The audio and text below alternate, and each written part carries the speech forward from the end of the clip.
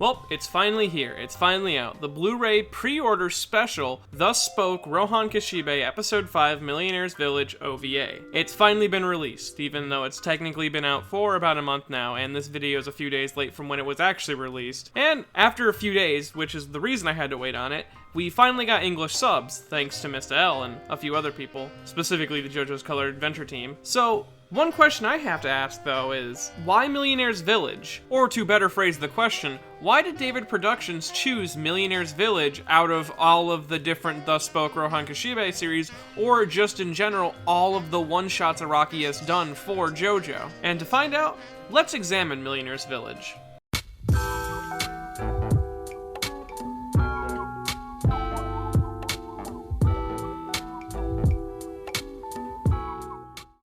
So before we discuss the OVA, we should understand the meaning behind the story itself. So Millionaire's Village is a 45 to 46 page one-shot published by Shonen Jump in 2012. The story is Araki's critique on Japanese etiquette and manners, in which Rohan and his editor, Kyoka Izumi, head to a faraway village cut off from the rest of society. The village consists of 11 homes and one supermarket with a helipad, and it's said that if you move into this village when you're 25, you will become rich.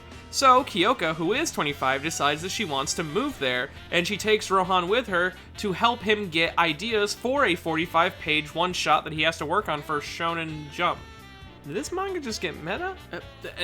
When Kyoka and Rohan arrive at the village, they stumble upon a fallen baby bird, which Kyoka adopts, and then they are met by the butler of the estate that they are looking to purchase, or that she is looking to purchase specifically. This being Ikkyu, a small child butler with large, creepy eyes. He gets his name from an actually very impactful and important Japanese Zen Buddhist monk and poet by the same name, Ikkyu. Then Rohan and Kyoka find themselves having their manners tested until they ultimately fail. In this failure, Kyoka begs to have a second chance. In doing so, she fully offers up 3 precious things from her life, even though she doesn't realize it, for breaking 3 different rules. And this is because begging for a second chance in situations like this is considered very rude from your part, so you'd have to pay the price for doing so. She loses her mother, her husband-to-be, or her fiancé, and the baby bird that she just rescued, meaning that she valued that baby bird more than Rohan, which I don't judge. I'm not gonna judge. Though before Kyoka can even get a shot at that second chance, out of fear that the child might be a stand user, given Rohan's past with children and stands and fighting them, Rohan uses his ability to read the life of Ikkyu,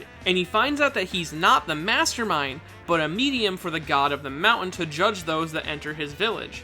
If I had to guess at what god and what mountain, I would say that the real-world equivalent to what they're at is Zhao Gogen, the god, on Mount Zhao, since Mount Zhao is the only real notable mountain near Senda, which is Araki's hometown and the inspiration for Moriocho, and the only reason that Moriocho isn't called Sendocho is because that Araki didn't want his hometown being labeled with all these weird things that happen in the city of Moriocho, so he didn't call it that. Though this is all just speculation because it's only referred to as just a mountain god. But in doing this, Rohan is punished and has something precious taken from him, though the mountain god and Ikkyu offer Rohan a second chance because he needs to earn back something because he broke the rules by turning someone into a book. Real rookie mistake on your part there, Rohan. Come on, dude.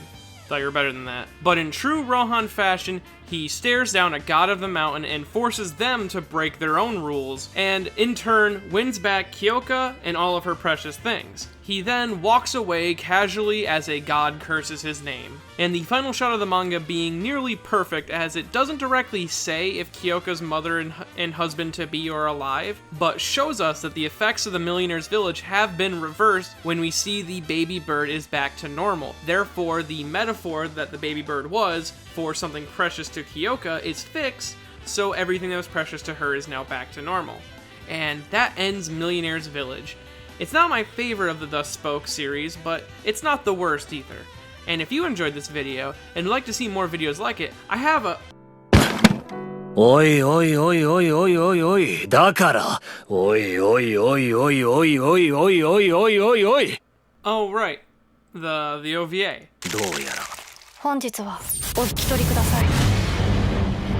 なんだこれは。嘘！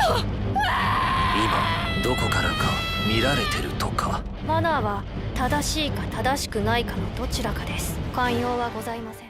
That's pretty good, right? So David Productions produced a special OVA for those who purchased all the Blu-rays for Part 4 when they were coming out. The OVA was fine. It was David Productions' attempt to work with the Jajolian style. Though, leading to its reveal being just Millionaire's Village, I had a few questions, and all of them being why?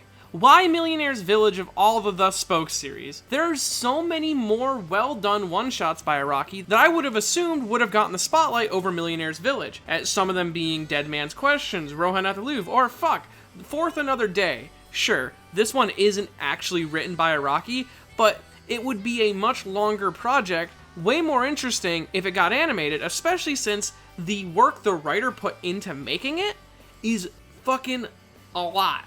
I mean, no, seriously, look it up.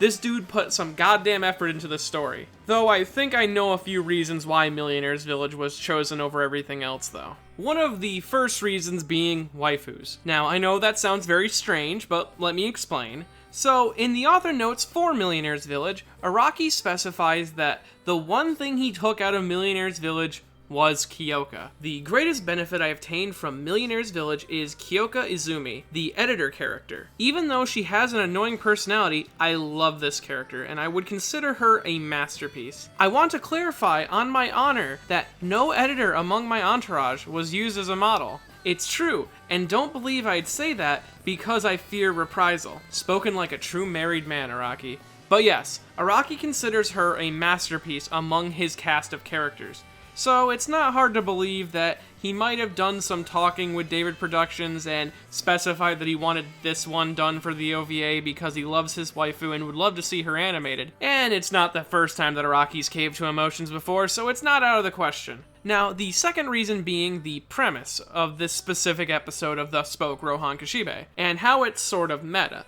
I mean, look at it. It'd be an OVA about a 45-page story written by a mangaka about a mangaka who's looking for something to write a 45-page manga on. And it fits perfectly for a small OVA series. And again, it would allow David Productions to test the water on a possible Part 8 style, or a style that they may use if they ever do get to Part 8.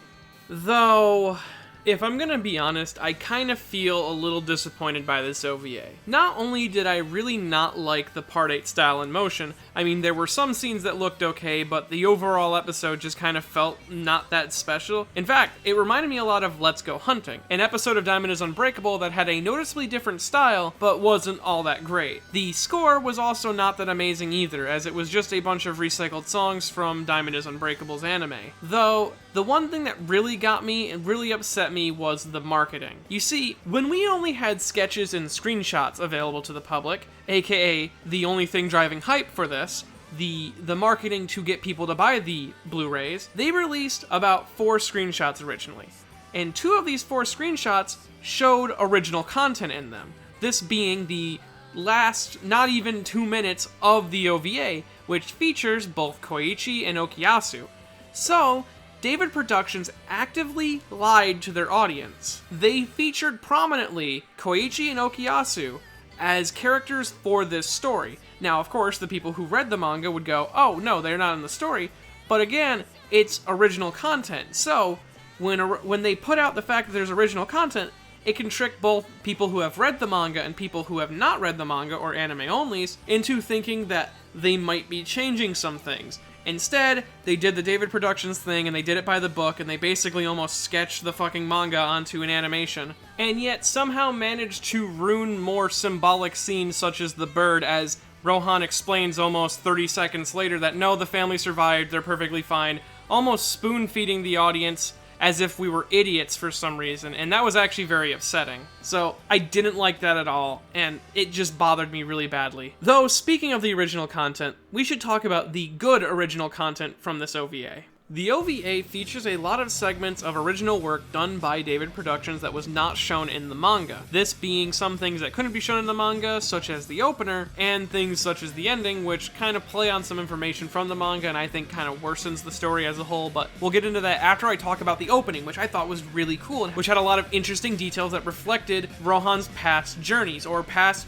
Thus Spoke Rohan Kishibe's. Now you see, leading up to Millionaire's Village, he did a lot of other things, except for the first one, which actually happens way later, but it was written first, and this being the tip of the pen becoming a confessional, which then morphs into the arm of the Haunted Man from the first ever Thus Spoke Rohan Kishibe short. The arm then becomes a book symbolizing the end of that story.